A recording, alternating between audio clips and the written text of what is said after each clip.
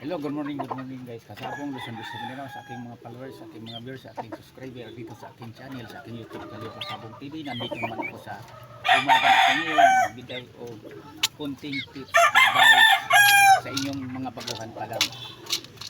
Una sa lahat, bago ko ipagpatuloy kasabong, magpasalamat muna ako sa inyo, sa mga subscriber, lalo na sa iyo nagbagong nag-subscribe sa akin. Thank you sa iyo at saka sa aking mga viewers, sa aking maraming salamat sa inyo sa pagsubaybay sa pagpanood sa mga content ko i-upload ko, mga video sa tungkol sa buhay sa paglalaki.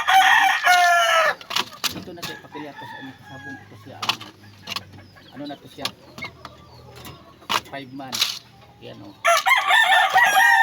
Ito siya, process ko lang dito ito na sweeter breed kasi ang nanay nito yung ano tawag nito sweeter, tapos minute. Ang ama nito yung talisay ko, ang ama nito nagpanalo na rin.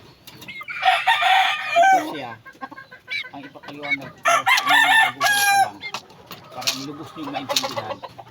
Kapag totoong palahi, totoong ang nang may-ari yan nag-breed ng palahi ng manok tulad sa akin, kung napansin nyo ang mga hinawakan kong manok, halos maghawid ang mukha, halos magkakulay lang kung magkapatid katulad dito talisay. Ang mga kapatid dito halos kaparehas lang yung kakulay kung totoong magkapatid. Kung mo iba man yung ibang kulay pero hawid lang, hindi iba-iba, di kagaya ng mga manok na mga bili-bili lang na iba-iba yung linyada yan, hindi to tunay magkapatid. Iba-iba ang kurma sa mukha, sa postura, sa pangatawan, hindi magkahawid yan.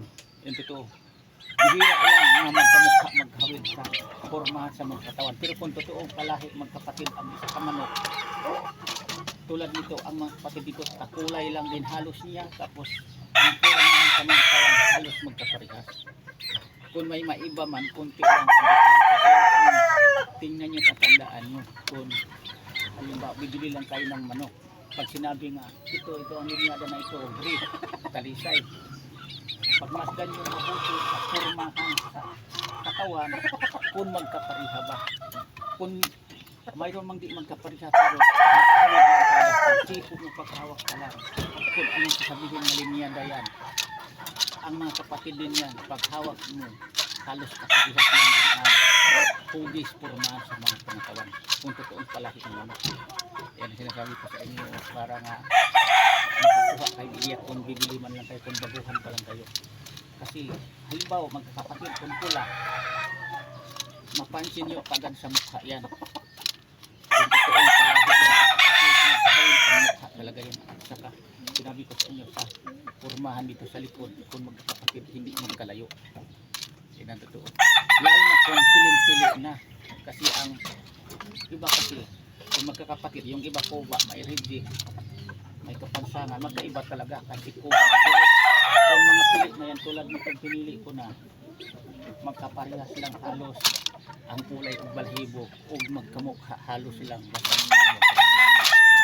Kaya yan ang mga ibigay ko tips sa umaga sa inyo ngayong mga baguhan pa lang, para nga kayong aking mga followers, aking mga subscribers, sa aking mga viewers, makakuha kayo ng ideya sa akin sa pinakita kong mga content dito sa video sa aking mga manok. Yan ang pagpatunay ko sa inyo, totoong palahi ang manok. Kung isa lang ang ama, isa lang ang ina niyan, hindi magkalayo ang postura sa hugis pangatawan at saka sa pagmumukha pati sa paa. Hanggang dito muna ko kasabong. Bukas ulit naman ibang topic naman ipapaliwanag ko sa inyo. Subaybayan nyo na palagi ang aking mga content i-upload sa video sa aking channel, sa aking YouTube Kalyo Kasabong TV, kasi mayroon talaga kayo mapulot o matutunan sa akin. Kasi dito lahat na kaalaman ko, lahat na pinagdaanan ko sa aking pag-alagag manok, pinagdaanan ko sa paglaban-laban kung anong manok kung minamanok na lamang ako sa panalo kung tatalo, isisir ko yan sa inyo, ibahagi ko sa inyo para sa dito lang makapamaraan kahit pa paano mayroon akong maibigay o maitulong man lang tungkol sa pagkilati sa mga manok kung kayo baguhan pa lang. Ayan, thank you uli, bukas naman uli, bye bye.